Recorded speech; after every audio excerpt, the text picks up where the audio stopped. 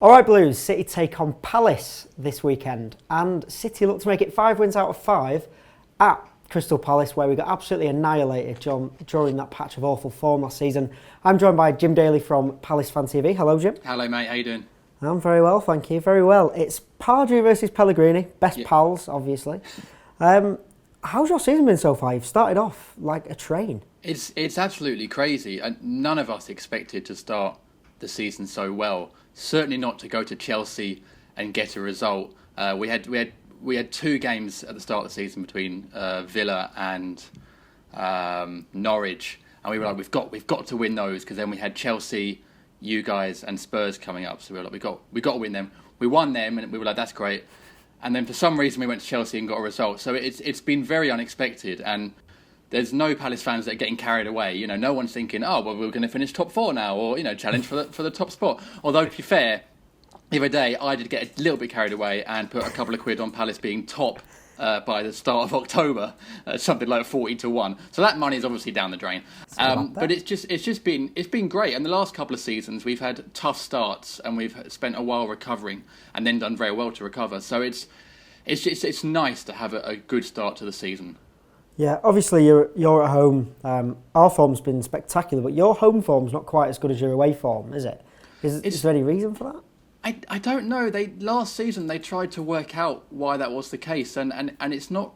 I don't know. It's a weird one, because we go away from home and we just kind of sort of freed up a little bit, and the players just sort of play without the shackles, and they just sort of get on with it. But I don't know if there's a pressure at home, maybe in front of the fans.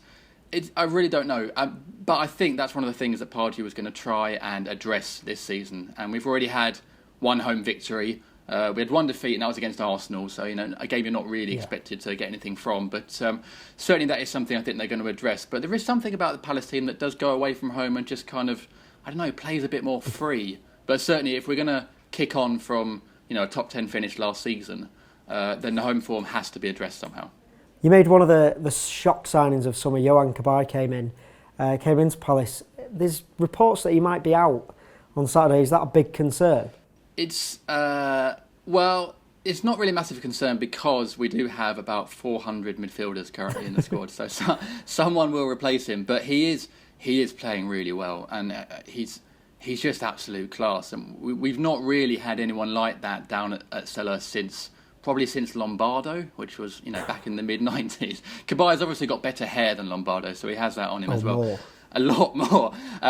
But he does everything absolutely brilliantly. And the rest of the team now is starting to play sort of better football. You know, he plays alongside James McArthur, and McArthur now is using the ball better. And it's just, that influence is kind of spreading throughout the team. So if he wasn't playing, we'd have players to fill in. I think Ledley, hopefully, although he might be injured as well. But there's definitely options, but we would potentially lose that kind of confidence on the ball in the centre of the park that he brings, which is probably one of the reasons that we've started so well this season.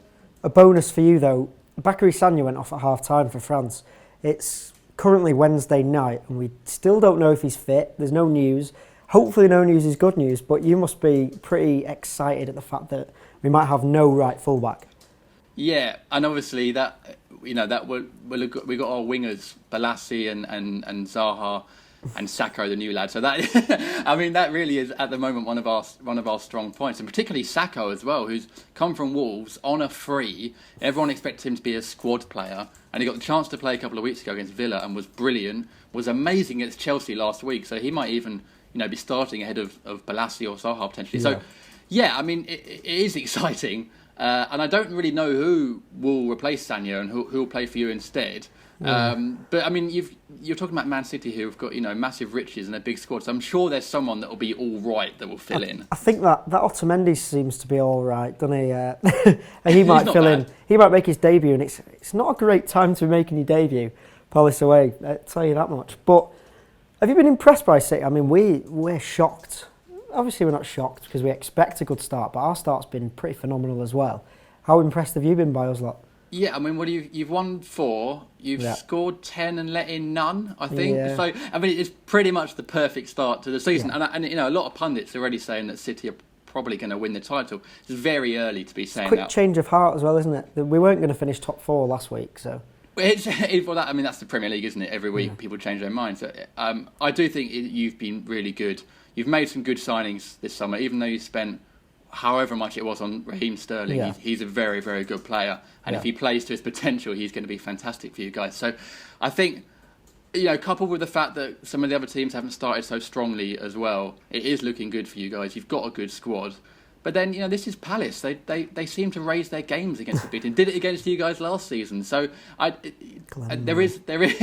Well, he's gone now, so he won't be able to haunt you. But there is a confidence in this Palace team at the moment that we can sort of take on anyone. And far from having massive expectations, we don't expect to get anything from this game on Saturday. Yeah. But there's just confidence in the team that they can at least take people on and give anyone, including City, a game. Interesting, right. Well, let's put your neck on the line. Let's have quick score predictions. Oh, my word. Let's go.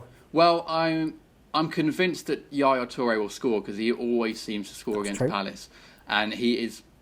I remember a couple of years ago you came down and beat us 2-0. Yeah. And he was just an absolute beast. I don't think I've ever seen an individual performance so good at Selhurst.